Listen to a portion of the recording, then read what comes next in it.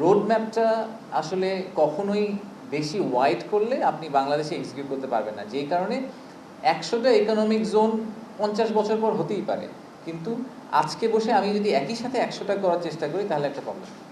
So এই কারণে আমি ইকোনমিক জোন 100 থেকে কমে 5-এ নিয়ে এসেছি।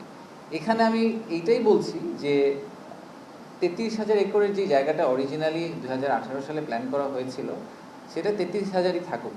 সেই জায়গাটাকে ইউটিলাইজেশন পয়েন্ট অফ ভিউ থেকে 10 গিগাওয়াটের পাওয়ার প্রোডাকশন না করে ওখানে 2 গিগাওয়াট পাওয়ার করে why not use the remaining space for something else. So land ইউজটাকে আমরা ডাইভার্সিফাই করার কথা বলছি। আমি আসলে প্রজেক্টকে আর বড় করার কথা বলি নাই, প্রজেক্টটা আগের জায়গায় আছে, কিন্তু ইউটিলাইজেশনটাকে আমি আর একটু ডাইভার্সিফাই করতে চাই। That is the view of the current leadership.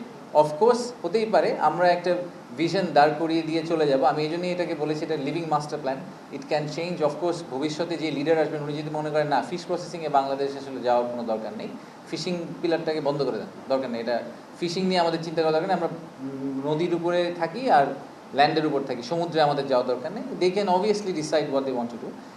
আমি আমার জ্ঞানে যতটুকু ধরে এবং আমরা যে এক্সপার্টদের সাথে কথা বলছি তাদের পার্সপেক্টিভের বেস করে আমাদের যেটা রাইট মনে হচ্ছে সেই ভিশনটার উপর বেস করে আমি নেক্সট 120 দিনের কাজ করব। এরপরে যিনি লিডারশিপে আসবেন, যিনি এক্সিকিউটিভ চেয়ারম্যান হবে মিরার, উনি যদি একটু জাহাজটাকে একটু বায়ে চাপ ঘোরাতে চান, ডানে ঘোরাতে চান, উনি ঘোরাবেন।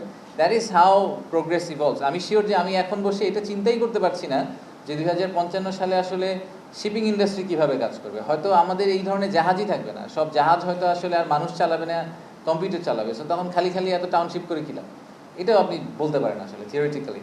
So nobody knows how 2055 will look like, but we have to start from somewhere. So সেই জন্য আমরা একটা স্টার্টিং পয়েন্ট দাঁড় করানোর চেষ্টা করছি, this is our vision, it can change.